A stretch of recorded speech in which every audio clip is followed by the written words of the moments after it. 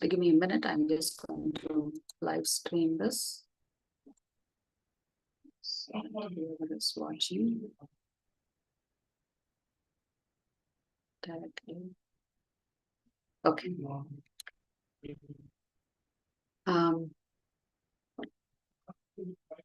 Okay, if you look at the 10th chapter, before we begin, let's do the Mangala Arati. Om Jnana Timirandasya Jnananjana Shalakaya Chakshuram Militam Yena Tasmai Shri Gurave Namaha Shri Chaitanya Manobhishtam Sthapitam Yena Bhutale Swayam Rupa Kada Mahyam Dadati Swapadantikam Vandeham Shri Guruho Shri Yuda Padakamalam Shri Gurum Vaishnavamsya Shri Rupam Sagrajatam Sahagana Raghunathanvitam Tam Sajivam Sadvaitam Savadutam Parijana Sahitam Krishna Chaitanya Devam Shri Radha Krishna Padan Sahagana Lalita Shri Vishakhanvitamsya He Krishna Karuna Sindhu Dinabandhu Jagatpate Gopesha Gopika Kanta Radha Kanta Namostute Tapta Kanchana Gaurangi Radhe Vrindavaneshwari Vrishabhanu Sute Devi Pranamami Haripriye Vancha Kalpatarubhyasya Kripa Sindhubhya Vacha Patitanam Pavanebhyo Vaishnavebhyo Namo Namaha Namo Vishnupadaya Krishna Preshaya Bhutale Srimate Bhakti Vedanta Swamin Iti Namine Namaste Saraswati Deve Gauravani Pracharine Nirvishesha Shunyavadi Paschata Deshatarine Jai Shri Krishna Chaitanya Prabhu Nityananda Shri Advaita Gadadara Shivasadi Gaura Bhakta Vrinda Hare Krishna Krishna Krishna Hare Hare Hare Rama Rama Rama Hare Hare Mukam Karoti Vachalam Pangum Langhayade Giram Yatkripatamaham Vande Shri Param Dinakarinam Paramananda Madhavam Shri Chaitanya Ishwaram. So before we begin chapter 11, we'll do a quick recap of chapter 10. Chapter 10 was titled Vibhuti Yoga. Generally, when we think about topics like spirituality, many of us will have doubts. It's a natural outcome of wanting to learn more, wanting to understand more.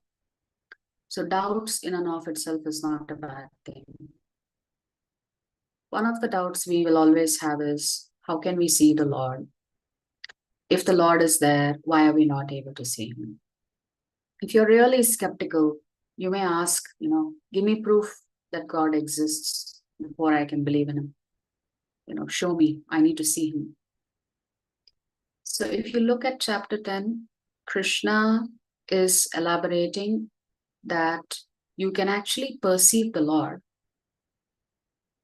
and you have visible proof of the Lord's existence because he is not only the creator, but he is not separated from his creation. He's always present within his creation. However, because of our lack of intelligence, we're not able to understand it. Therefore, the transformation of the consciousness is necessary before we can understand exalted topics like who the Supreme Lord is. Of course, Krishna says that he begins the chapter by saying he is the source of everything, not just in the material world, but also in the spiritual world. And he says that no entity and no universe can exist independent of him. So how can you perceive Krishna? Because Krishna is eternally in his abode in the spiritual world. Can we really perceive Krishna even in the material cosmos when he's apparently physically not present before us? So in that context, we can understand how creation happens. Krishna is eternally in the spiritual world.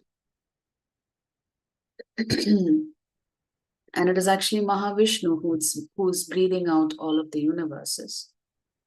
And Garbhodakshaya Vishnu enters each of the universe like a super soul for that particular universe. And then Kshirodakshaya Vishnu enters every single atom. So Krishna talks about the Chatushloke. So in this Chatushloke, the Lord is talking about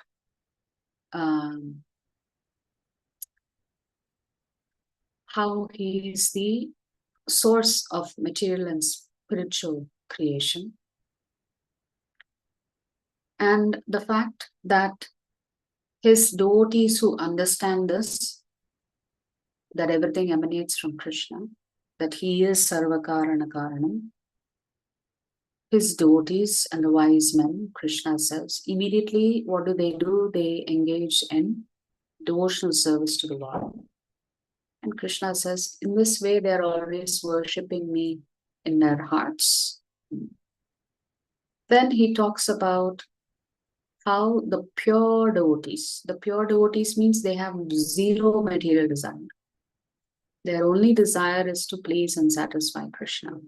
So the pure devotees, Krishna says, their thoughts are always dwelling in me, and their lives are fully devoted to the Lord's service.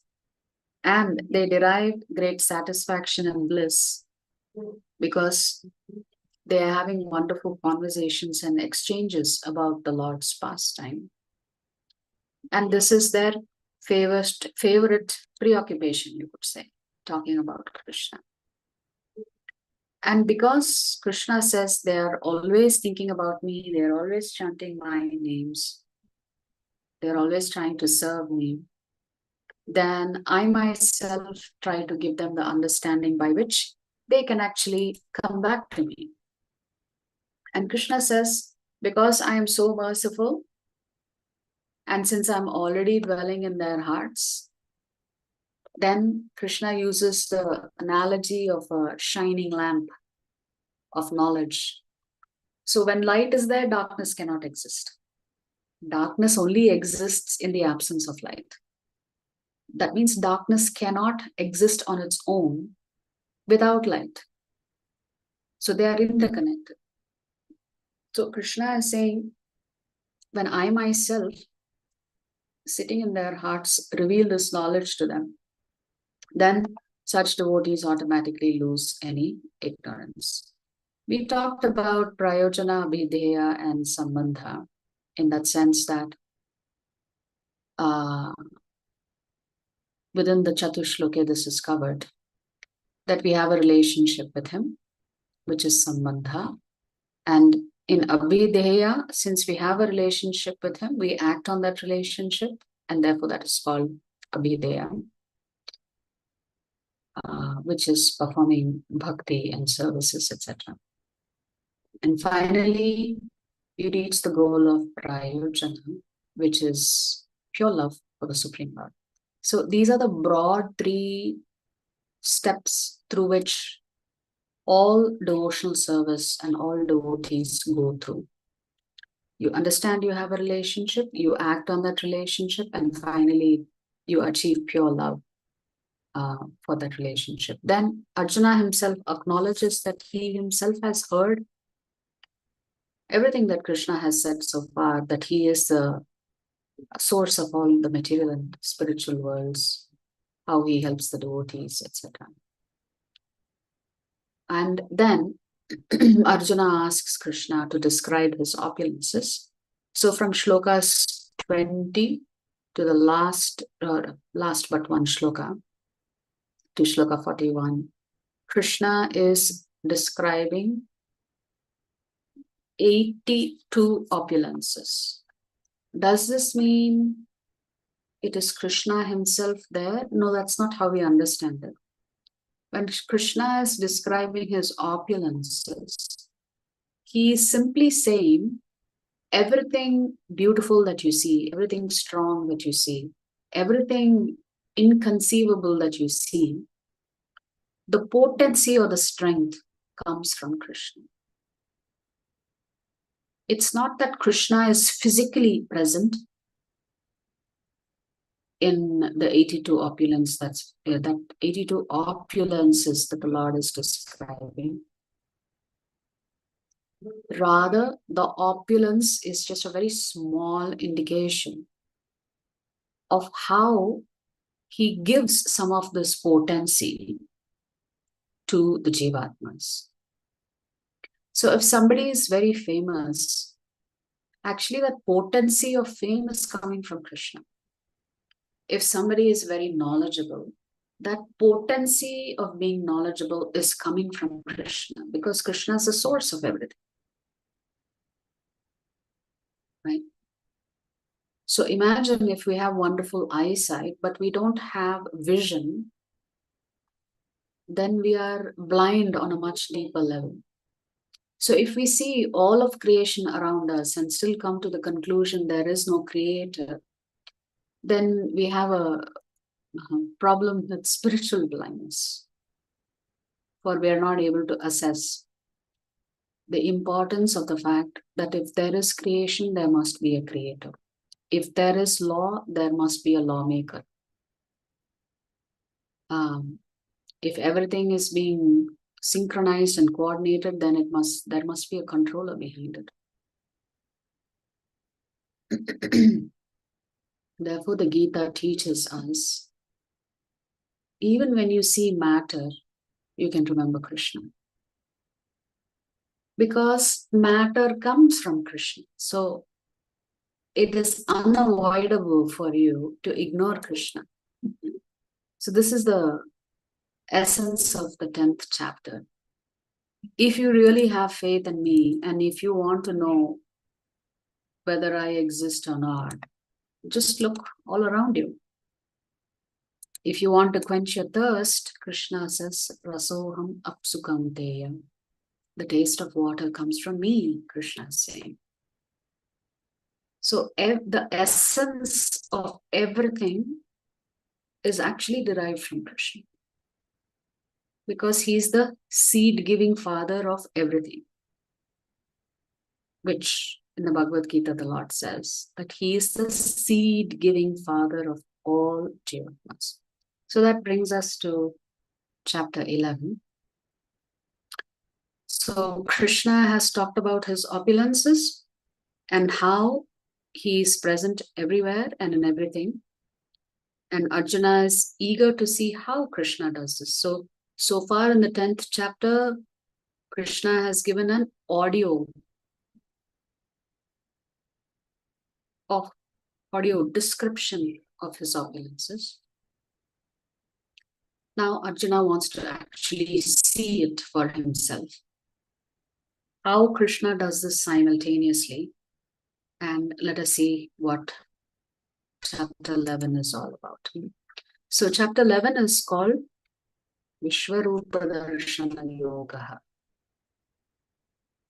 Arjuna has heard the audio, now he wants to see the visual. And so Krishna shows him the form. It begins with Arjuna making a request.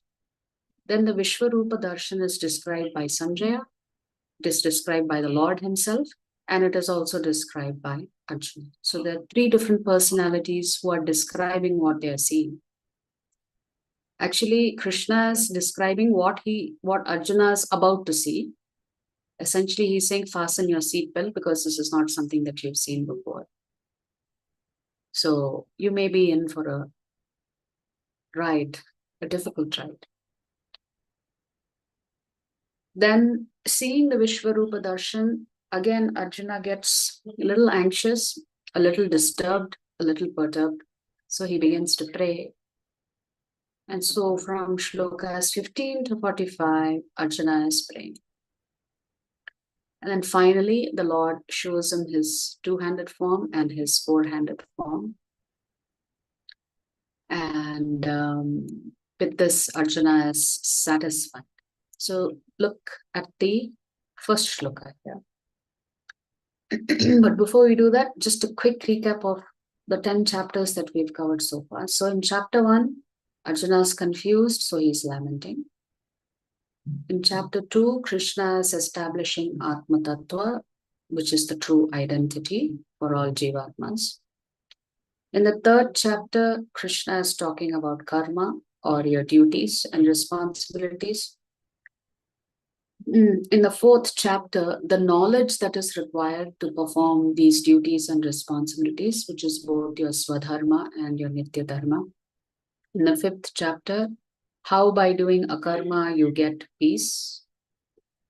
In the sixth chapter, how you can regulate your mind by doing Ashtanga Yoga or meditation.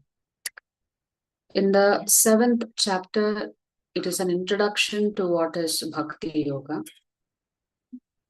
which is, it's also an introduction to Krishna, the Supreme Lord. So the single word summary for the seventh chapter was boss. The eighth chapter is how to actually die, thinking about Krishna, which is the insurance policy that Krishna is giving us. In the ninth chapter, Krishna talks about confidential knowledge. What is this knowledge? That everybody should actually perform bhakti. But better than bhakti is the bhakta himself. So first Krishna is glorifying bhakti itself and then bhakta in chapter 10 through the Chatushloke chapters. So now we will understand that when we water the roots, all parts of the tree automatically get nourished. Hence, Krishna is saying, if you worship me, then worship of devatas is not necessary because they will automatically get their share. They are automatically satisfied if we actually worship Krishna. So let us look at what Arjuna is saying. Arjuna uvacha Madanugrahaya paramam guhyam adhyatma samyitam yatvayoktam vachastena mohoyam vigato mama. Arjuna said, by my hearing the instructions you have kindly given me about these most confidential spiritual subjects, my illusion has been dispelled. So Krishna is saying, whatever illusion that I had, whatever problems and concerns and constraints I had, Krishna, all of that has disappeared. Whatever you have explained to me so far, I've understood the importance of it. So that means Arjuna is saying his doubts have been clarified. He is accepting Krishna as a Supreme Lord and he is expressing his satisfaction. So the question is, Arjuna has completed the process of surrender by now. So should you and I wait for any more time to surrender, or should we go ahead and surrender? Because Arjuna has heard the 82 beautiful opulences that Krishna has described. And he's saying, that is enough and more examples that you've given me. I'm perfectly satisfied and convinced about your position. Yes, I did hear all of this from other great personalities, but now you yourself have described it to me. So Arjuna will now make the request in the third shloka. Evametad yatha tattvam atmanam parameshvara drashtumichhami te rupam aishwaram purushottama. O greatest of all personalities, O supreme form, though I see you here before me in your actual position as you have described yourself, I wish to see how you have entered into this cosmic manifestation. I want to see that form of yours. So Arjuna is not making a demand. He is making a request. And this request is coming out of a place of humility. While he feels that his illusion is dispelled and he is satisfied, still out of humility, he wants to see the Lord in his Vishwarupa Darshan. So this is just an expression of his desire to the Lord. And the opposite of humility is pride, right?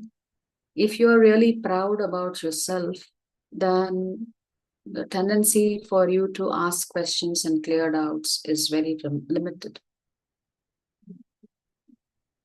So when the Pandavas are represented by Krishna, and Krishna comes on that Shanti Dut mission. Both Vidura goes to receive Krishna. But Duryodhana had made grand arrangements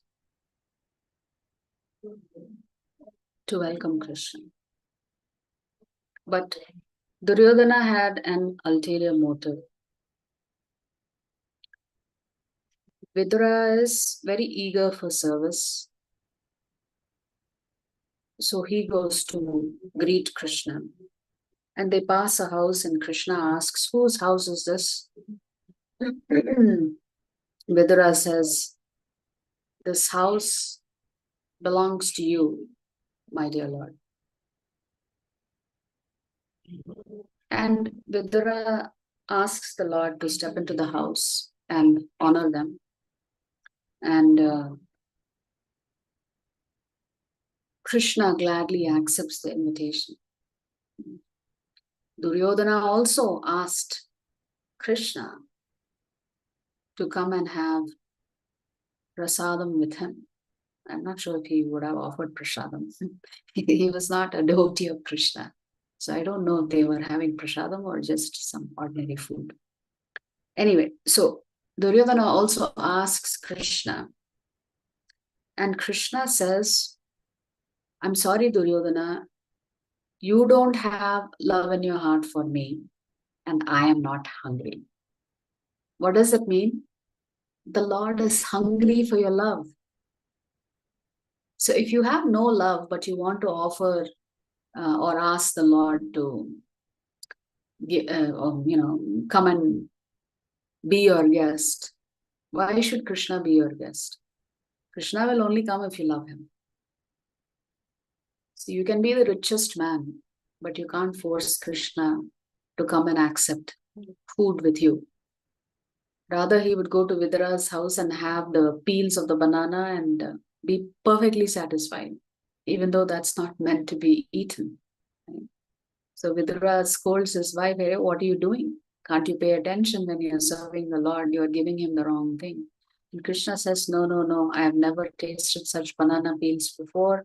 I am full, and I am full because of your love for me. It is not the fruit that caused Krishna to feel full. It is the bhakti of Vidura and Vidurani that filled up Krishna and he felt satiated. So if Duryodhana had so much pride in him, why would Krishna go spend time with him? Wherever there is bhakti, Krishna will always be there. So through surrender, we can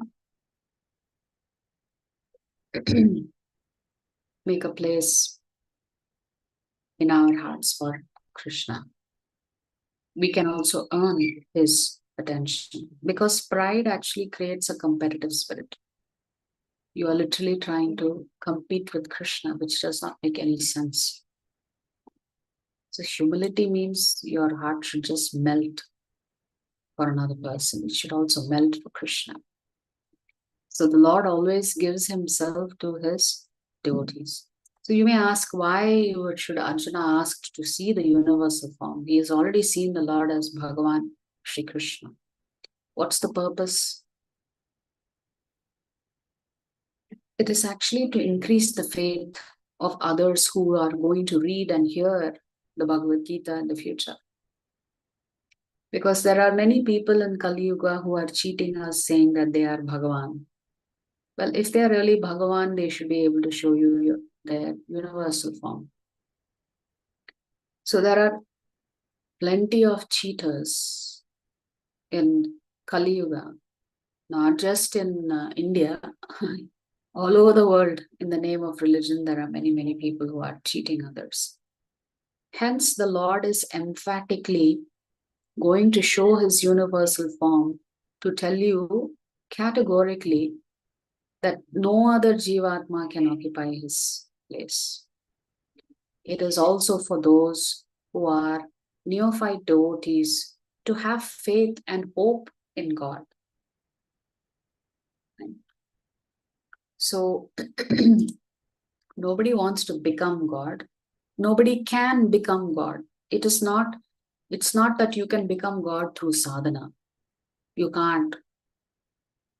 You can have godly qualities because of your sadhana, but that does not make you God. So eternally we are going to be insignificant before the Supreme God. So there should be no reason for us to try to be God. We should actually just do our best to be a humble servant of the Lord. It is said that Abdul Kalam also used to read the Bhagavad Gita. Specifically, he was very attracted to the 11th chapter, is what we've heard. So now Krishna is going to tell Arjuna, "Oh Arjuna, whatever you wish to see, behold at once in this body of mine. This universal form can show you whatever you now desire to see and whatever you may want to see in the future. Everything moving and non-moving is here completely and in one place." So this Vishwarupa Darshan is there only within this cosmos. It is showing you a sum total of everything that exists in this cosmos in the form of the Lord's body. If you read the Srimad Bhagavatam, there is a far more detailed explanation of the Vishwarupa Darshan, of the Vishwarupa or Virat Rupa form of the Lord, than what you will get here in the Bhagavad Gita. So after seeing the Vishwarupa Darshan, Arjuna becomes a little bit concerned. So he bows down his head and begins to offer obeisances to Krishna because now he's terrified. So the mood has changed from one of friendship to one of fear and awe. So suddenly Arjuna is thinking, "Hey Krishna, I never knew this feature of you. I've never seen it. I've never beheld it. So I'm a little bit shocked and overwhelmed with a little bit of fear and trepidation that this is such a great personality and I was talking to him very, very casually.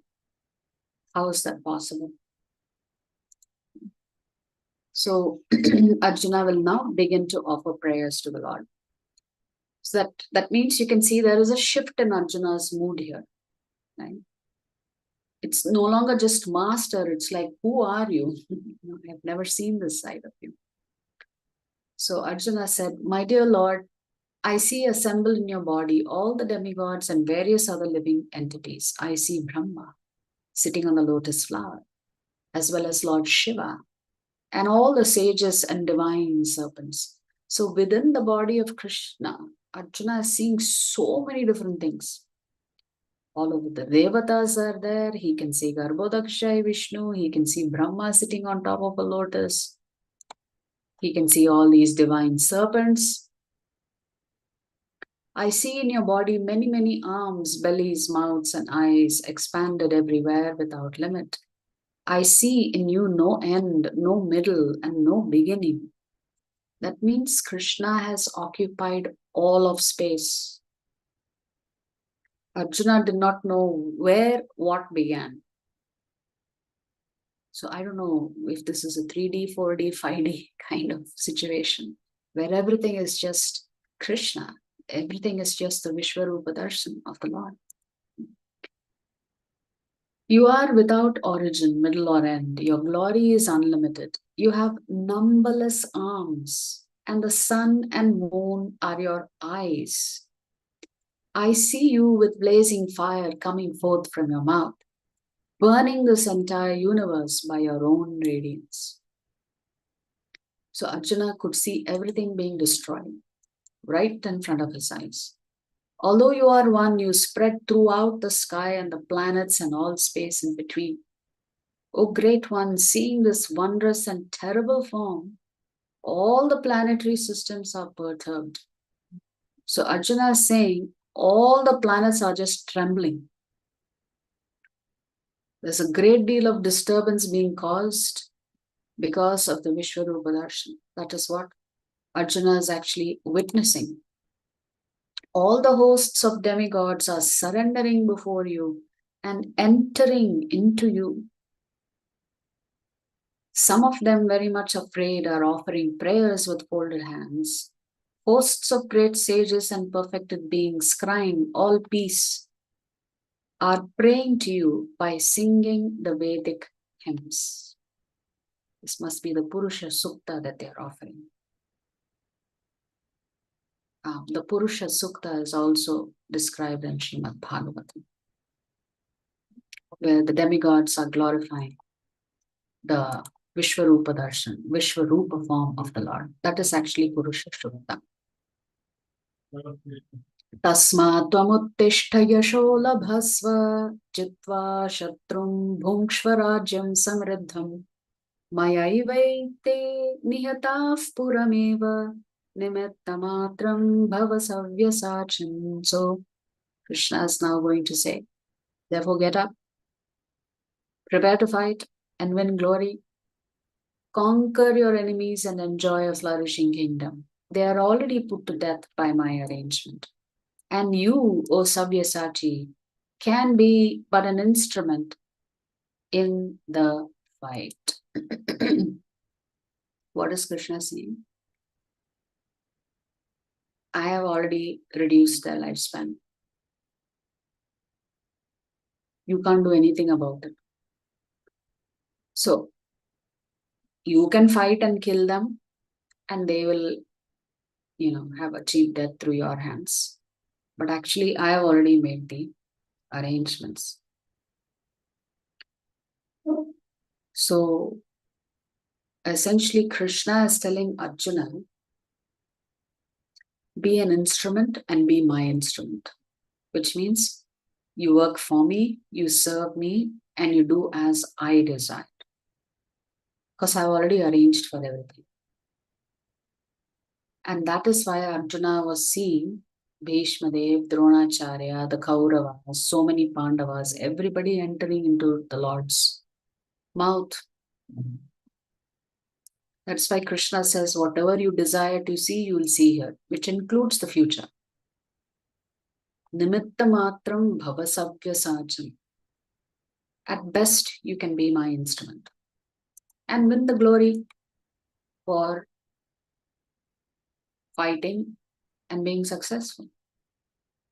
So the whole universe is working under the command and supervision of the Lord. And the purpose of creation of the universe is to correct us.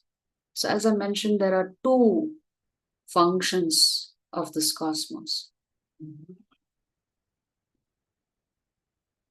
Those who want to get cured, for them, it can be a wonderful hospital to get the treatment, to get the right treatment and get out. For those who continue to be disobedient, then they will experience it as a jail, constantly suffering, up and down, etc. So two purposes of creation.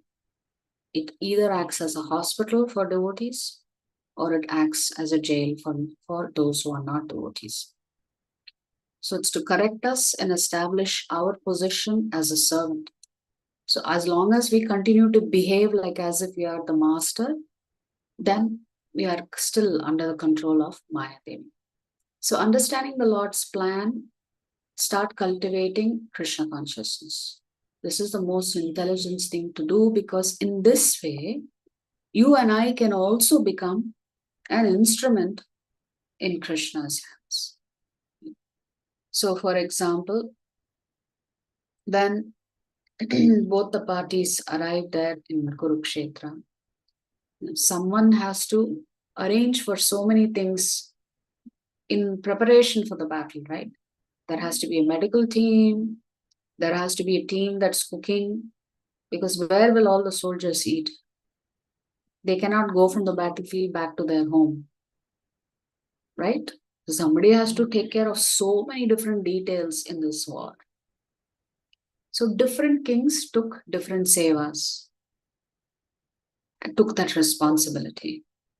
It is said that the king of Udupi is the only one who comes forward to prepare meals for both sides of the armies.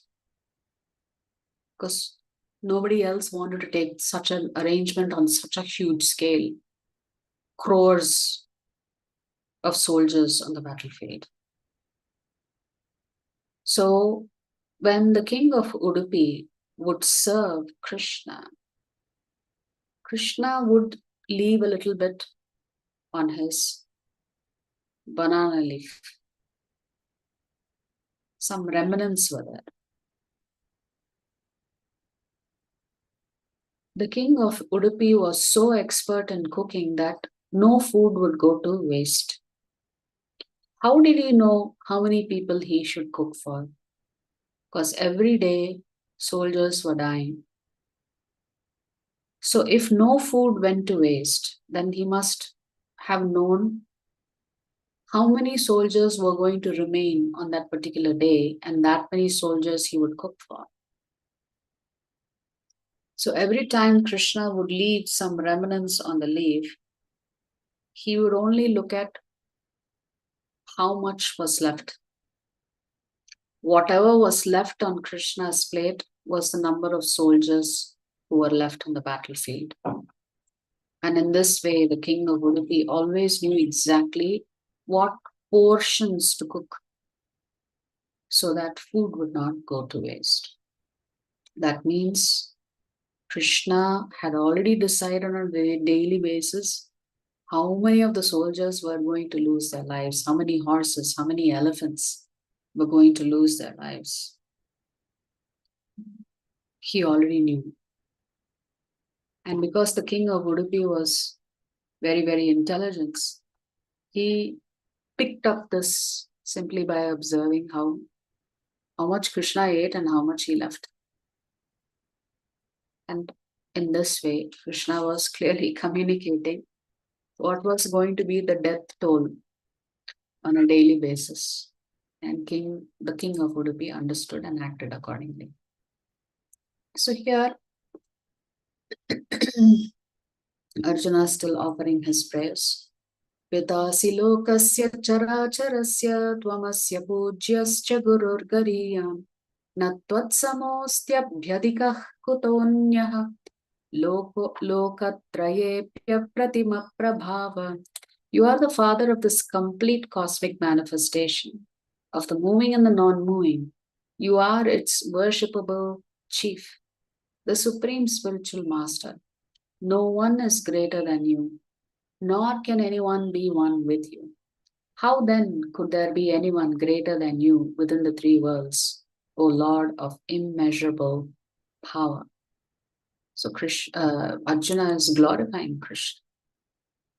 And then Arjuna will ask Krishna, I don't want to see this anymore because this is not a sight that is very pleasing to me. So Arjuna does not have any rasa for the Vishwarupa darshan. No attraction. So he tells the Lord, this is too much, you please, you can shut down the video right now. So here Arjuna is saying, Drishtvedam manusham rupam tava saumyam janardana idanim asmi samrittaha sachetah prakritim gataha.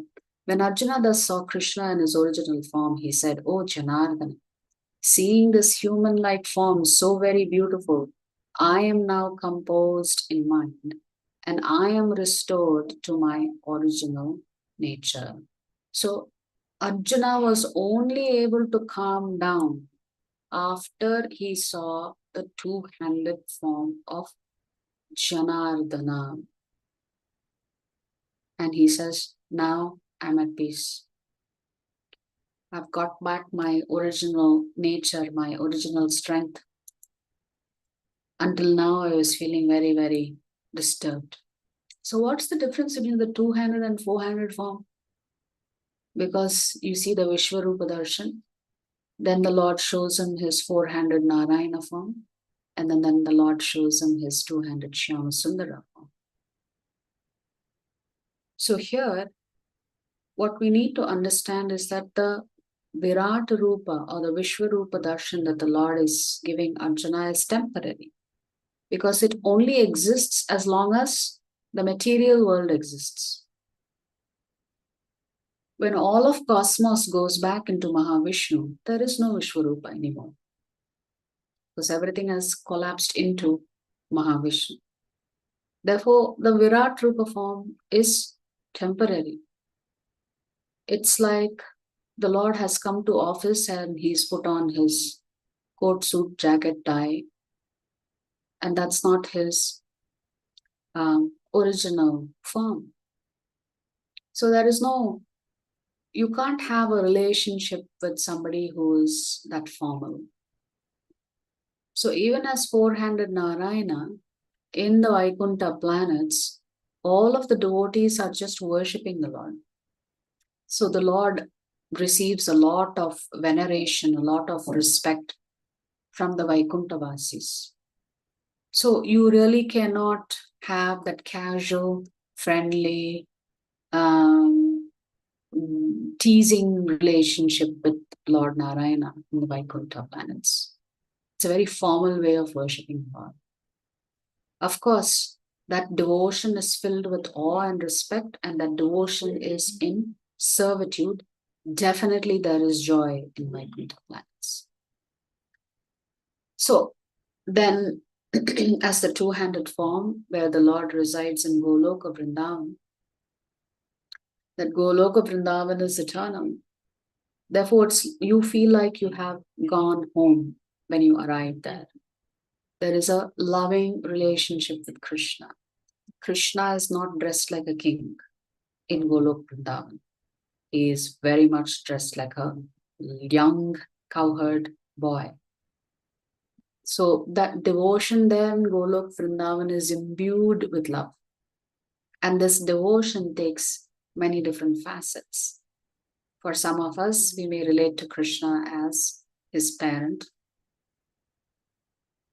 That means Krishna becomes your child. For some of us, Krishna becomes the parent and we feel like we are the child, or a friend, or a lover. And even in Golok Vrindavan, there is infinite joy, never-ending bliss. So this is the last shloka of chapter 11. Mat karma krin mat paramaha mat bhakta sangha varjitaha nirvaira sarva bhuteshu yasamam eti pandava. My dear Arjuna, he who engages in my pure devotional service, free from the contaminations of fruitive activities and mental speculation, he who works for me, who makes me the supreme goal of his life, and who is friendly to every living being, he certainly comes to me. So out of nowhere, after Vishwarupa Darshan, Krishna has come back to Bhakti Yoga. So this sets the stage for the next chapter, which is itself called Bhakti Yoga. Although the middle 6 chapters are in totality called Bhakti Yoga, there is also a chapter titled Bhakti Yoga, which is the 12th chapter. And here in the 12th chapter, we will discover how much Krishna loves his devotees. So normally when we think about friendship, we value our friend. We don't think about his wealth every time we go meet with our friend who may be very, very wealthy. The sweetness of the friendship is what we value. Krishna is ultra wealthy because he is the owner of everything. He's the ultimate proprietor, controller, and enjoyer. But still, you can forget that he is the controller, proprietor, and enjoyer because you're so focused on the rasa of friendship. Similarly, when you are in this deep relationship with Krishna, you tend to forget about his opulent side. So that is why Arjuna didn't like the Vishwarupa Darshan. Because suddenly you can't have a relationship.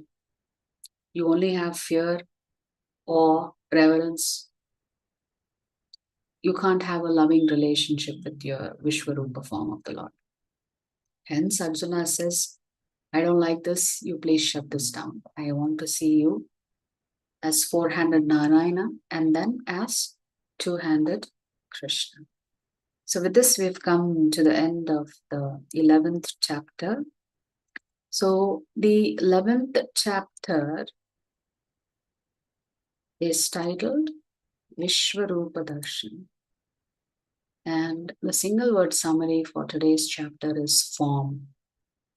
Krishna shows Arjuna three forms: the Vishwarupa Darshan, this Narayana form, and Arjuna always interacts with the two-handed Shyama Sundara. So Shyama Sundara form he's always had access to, which is the most pleasing form to Arjuna. So in the 7th chapter, we said the Lord is the boss. So in the 11th chapter, you get to see different facets of this boss. You know, the boss in the cosmic world, the boss in the Vaikuntha planets, and the boss who is very unboss-like in Golok Vrindavan. So in this way, three forms are displayed by the Lord. And in the 12th chapter, which is a very short chapter, but it's a very important chapter also for devotees, because Krishna will glorify his devotees performing bhakti. So in this entire middle section of the Bhagavad Gita, you learn about Bhagavan, you learned about the Bhakta, you learned about the Bhakta performing bhakti in order to get close to Bhagavan. So the Bhagavan, the Bhakta, and Bhakti. These are the three main topics of the middle 6 chapters of the Bhagavad Gita. We'll stop here. Are there any questions or comments or realizations? Can we take buttermilk on Ekadasi? Yes, we can, although some South Indians say they should not take buttermilk. I know my mother says culturally, when they observe Ekadasi, they don't take buttermilk. But in ISKCON, we do consume buttermilk. It is offered to the Lord on Ekadashi. Okay. All right. Any questions or comments? Mataji, Hare Krishna, Mataji. Hare Krishna, Prabhu. Mataji, in the 11th chapter, one shloka, Yatha nathinam baho ombuvegaha samudramevavi mukhadhravanti tata tavami naraloka veera vishanti vaktran vijvalanti. One shloka is there, Mataji. In that means how the river is flowing, like that in the Krishna's mouth, all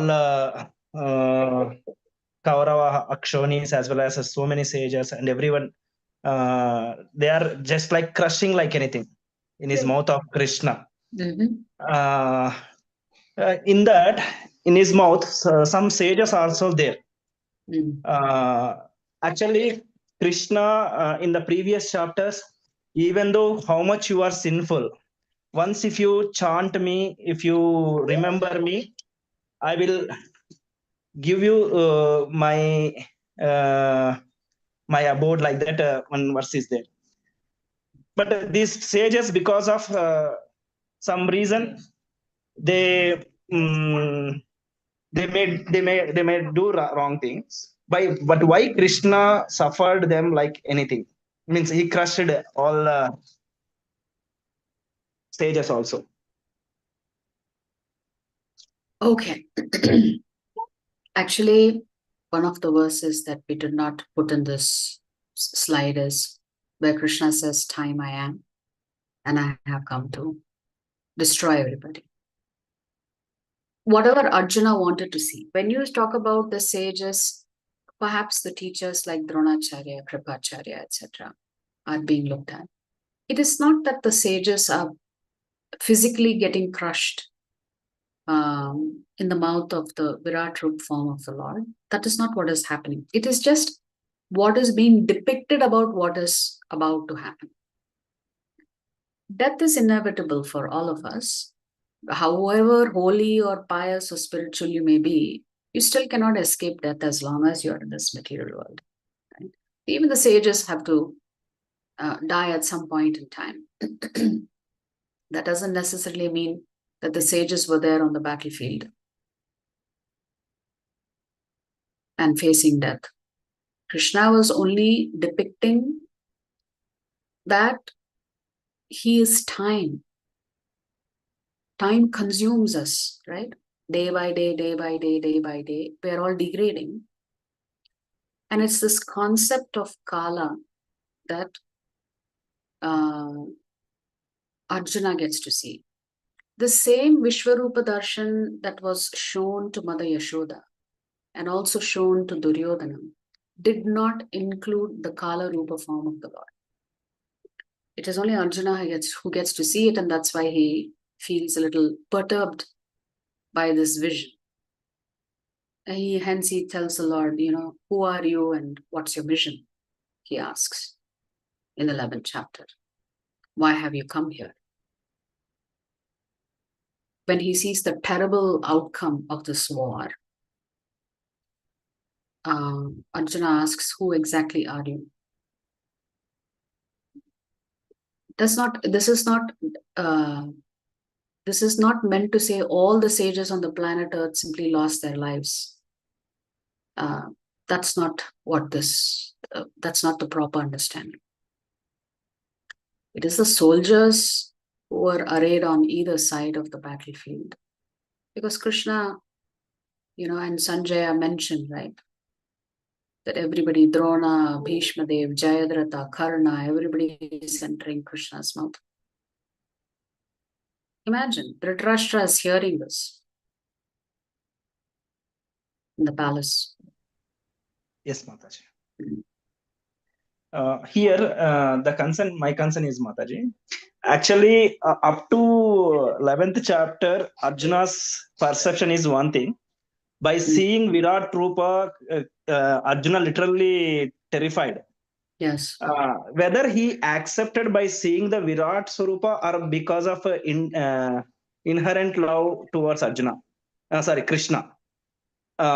In which form he accepted as a supreme personality of God. As two-handed Krishna. Two-handed Krishna only. Yes. Because my understanding is up to this class, because of fearing only, Arjuna was surrendered. Like that, I am thinking. No, out of love. Out of love. Okay. Out of love. Yes. Thank you, Mataji. Yes. Because Arjuna is eternally in Sakyaras with Krishna. So in a mood of friendship, of course, here we are also talking about spiritual master and disciple. But ultimately the rasa is one of friendship, right? In friendship, there is no fear. Correct, Mataji. Then Mataji. Hare Krishna. Thank you, Prabhu. Mataji, I missed the 10th chapter because of personal reason. Because I have a lot of doubts in 10th chapter, Mataji. I will go through your YouTube, that one entire content. Sure. Shall I ask you on the last day or whenever you 12 chapter? However, 12 and 15 chapter is little bit 20 shlokas. It may end little early.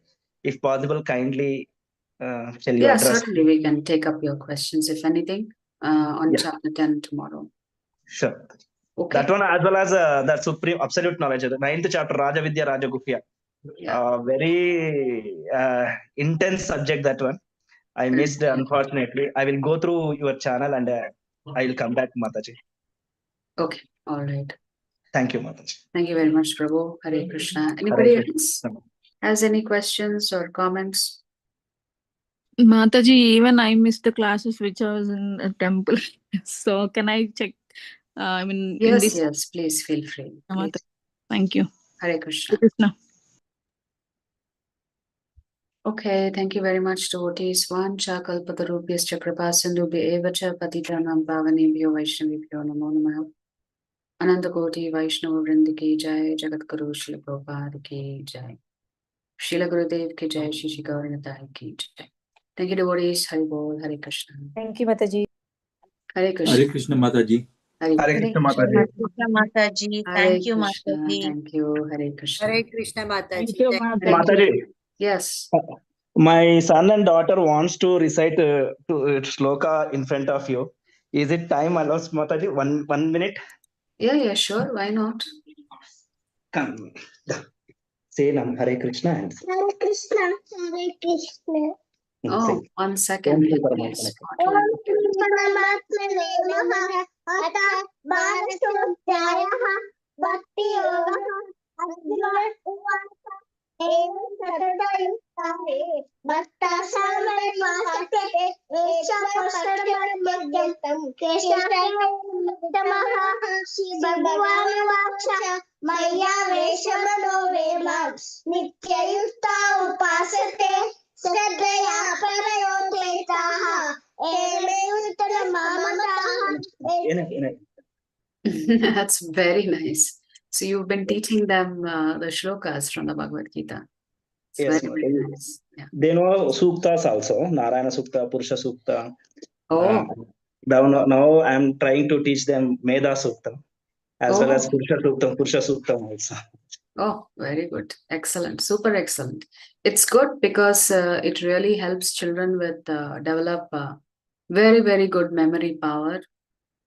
And of course, they will always be protected by the Lord because they are chanting His glories all the time. But even memorization and chanting is very, very powerful. Yes, what are their names? Say your name. Punarvikasti. Huh? Right now, Punarvikasti. Oh, Punarvikasti. Okay. And your brother? Vaishnav Tej. Vaishnav Tej. Okay. Very, very unique names. Very nice names, Vinay Prabhu. Dhanyavad Mataji. Thank you. Hope to see you. I think I understand that you're in Electronic City, I guess. Yes, madam. Somewhere Yes, there. madam. Yeah. So maybe one day you can visit our temple for I Janmashtami. visited, madam. I spoke with you, Mataji, one day. One day, is it? Yeah, just 10 days before only. Whether Oh, you may recognize or not, I don't know. But you came to the temple? yes, I met you. Oh, you didn't tell me. You didn't introduce your name as Vinay. Vinay Kumar. I must have been Vinay Kumar. completely in a different world then. Soonly I will bring a HBR Krishna temple to my children. Okay. Bring your children also. That will be nice. Yes. Oh, thank you. Hare Krishna. Hare Krishna.